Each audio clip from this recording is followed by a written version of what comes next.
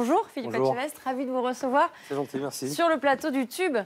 Alors ça y est, depuis mercredi soir, la nouvelle saison de Top Chef est lancée. Oui. Avant ce premier épisode, M6 avait lancé un teaser dans lequel on a pu découvrir votre double visage. On regarde. Top Chef revient. Des chefs en parfaite harmonie. Réunis une nouvelle fois pour un moment inoubliable. Cette année, le combat des chefs promet d'être encore plus exceptionnel. Lequel des deux correspond le plus à la réalité?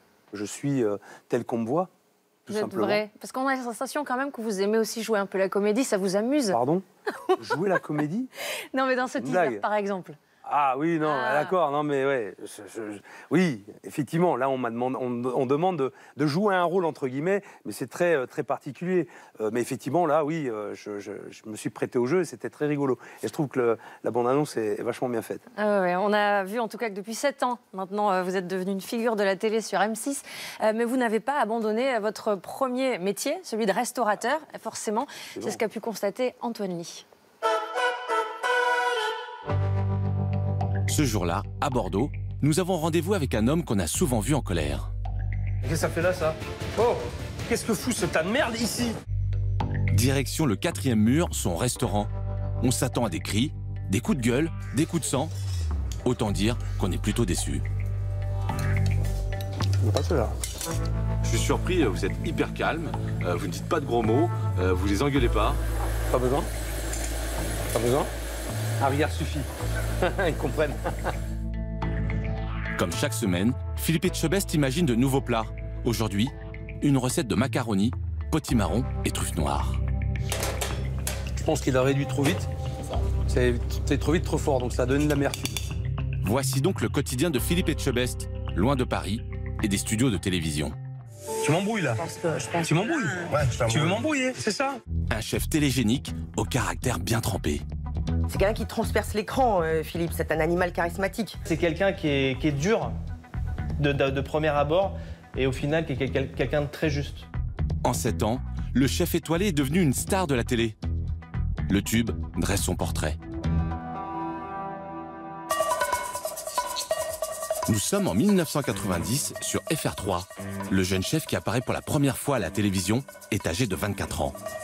Ce sont des gambas grillées avec une petite charlotte de légumes dans laquelle il y a une tombée de fenouil. Et j'ai agrémenté ce plat avec une petite sauce au gingembre. Installé en Gironde, le chef Etchebest se fait un nom, au point qu'en 2010, M6 le repère. La chaîne est à la recherche d'un visage pour incarner la version française d'un programme britannique, Cauchemar en cuisine. Tu sers des fruits pourris. On pourrait les tuer. Réveille-toi. Réveille-toi toi-même. Fermez le resto. Mais lorsque la chaîne l'appelle, les choses ne se passent pas comme prévu, comme nous le raconte Florence Duhaillot, productrice de l'émission. On lui explique ce qu'on attend de lui, qu'on aimerait beaucoup qu'il le fasse. Et en fait, lui, il nous dit que la télévision, ça l'intéresse pas du tout, que de toute façon, sa passion, c'est la cuisine, et qu'il n'a pas du tout envie de faire ça, et qu'en plus, qu'il se méfie beaucoup de la télévision. Donc on l'a rappelé, on l'a harcelé, et à un moment donné, il est venu à nous, et on a dit, bah voilà, si on vous choisit, c'est pour ce que vous êtes, et on serait vraiment pas très intelligent si tout à coup on travestissait votre image. Et c'est comme ça qu'on a réussi à le convaincre. L'image de ce chef dur et exigeant séduit le public. Cauchemar en cuisine rassemble en moyenne 3 millions de téléspectateurs. En 2015, M6 lui demande de rejoindre son émission phare, Top Chef. Il encadre alors de jeunes candidats dans un style 100% Etchebest. Allez Jean-François, vas-y. Tu ne vas pas en dernière chance. Non, chef. Allez, il faut penser au goût, je l'ai dit. Réfléchissez, putain. La saison dernière, Jean-François Bury était l'un de ses protégés. Pendant les épreuves, le chef étoilé ne l'a pas ménagé, mais avec le recul, l'ancien candidat comprend mieux pourquoi. Quand j'ai fait les épreuves, je ne m'en rendais pas compte. C'était même limite un petit peu anxiogène des fois. Il était à côté de moi, c'était un peu perturbé. Et puis finalement, après, en regardant l'émission, tu te dis, ben non, ouais, il avait raison. À ce moment-là, il m'a dit de faire ça. Et ça m'a aidé justement à finir mon assiette dans les temps et à pouvoir sortir des choses. Derrière cette dureté se cache une personnalité plus complexe. Hélène Darroze est l'un des jurés de l'émission. Elle connaît Philippe Etchebest depuis des années. Une fois sur Top Chef, il avait dit qu'il avait une grande part féminine et tout. Ça avait beaucoup fait rire mes filles, qui le taquinent souvent. Mais en fait, cette part féminine, cette part tendre et cette part nounours, il l'a beaucoup plus qu'on ne le croit en fait. Quand il nous raconte parfois ses expériences sur Cauchemar en cuisine et ce qu'il peut vivre d'émotions, mais moi je l'ai vu avec des larmes aux yeux. C'est quelqu'un qui a une sensibilité à fleur de peau. Nous retrouvons le chef étoilé en banlieue parisienne. Allez. Il s'apprête à enregistrer des voix off pour de prochains épisodes de Top Chef. Délicieux, c'est doux, légèrement parfumé et on en apprend tous les jours à Top Chef. Par contre, sur la texture de sa crème anglaise, on n'y est pas. Pour cet exercice, Philippe Etchebest n'a eu aucun coach pour le conseiller. C'est venu assez vite. J'essaie surtout de ne pas lire et de revivre le moment. Exigeant avec les candidats, Philippe Etchebest l'est-il avec lui-même? Qu'est-ce que vous diriez à Philippe Etchebest, l'homme de télévision? Tu peux mieux faire. Voilà ce que je dirais. Tu peux encore faire mieux. C'est tout.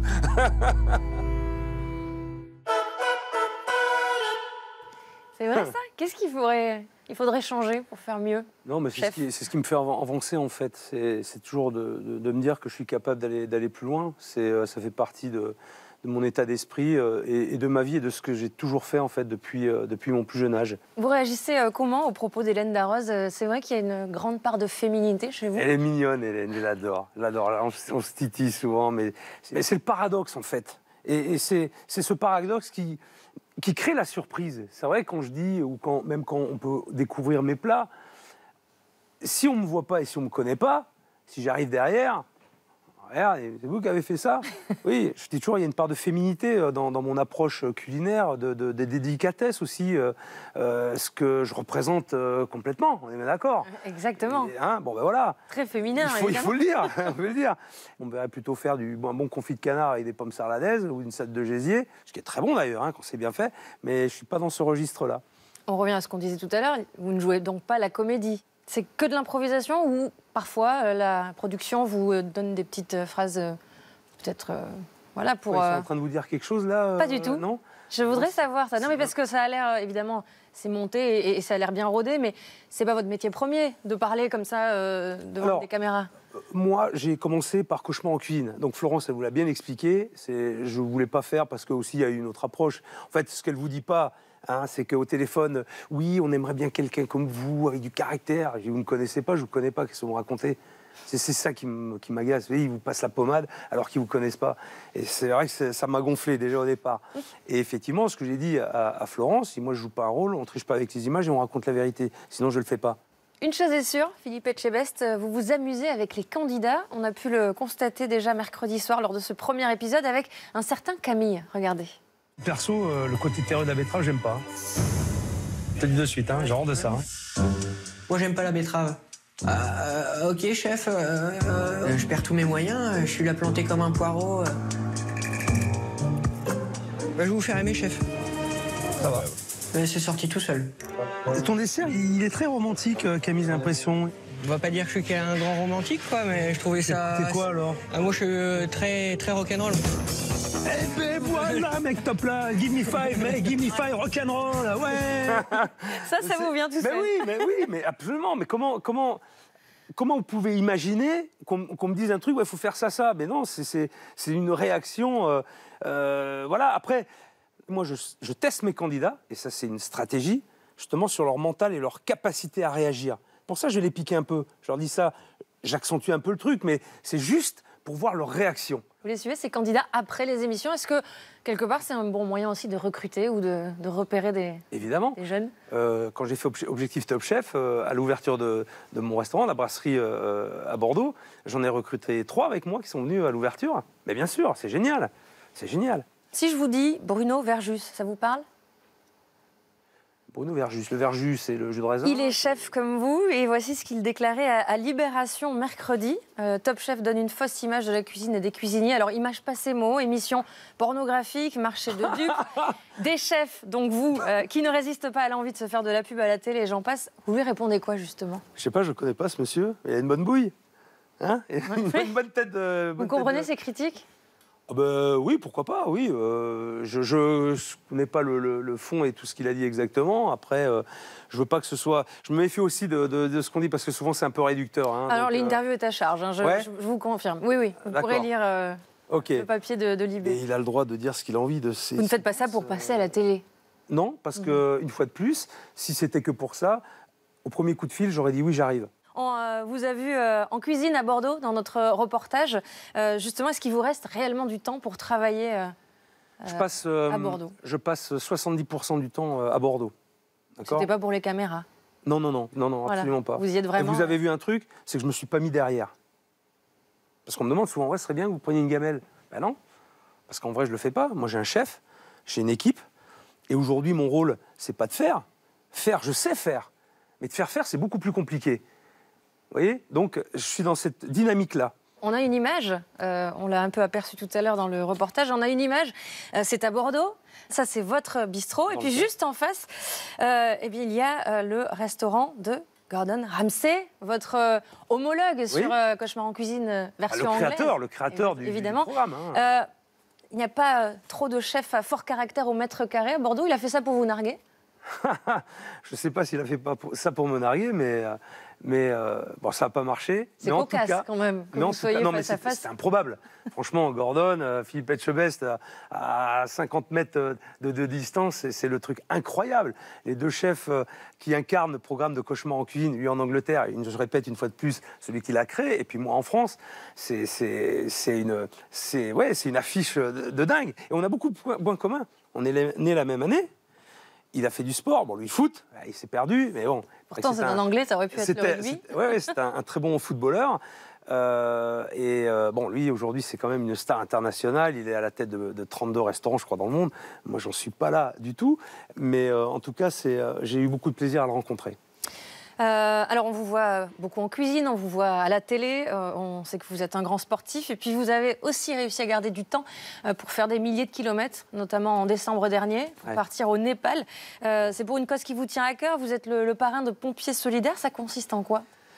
Alors, les Pompiers Solidaires, ce sont des bénévoles qui interviennent au niveau national ou international et qui font, suite à des catastrophes naturelles, une évaluation, en premier lieu, sur les besoins élémentaires, les premiers besoins en tout cas, les besoins de secours.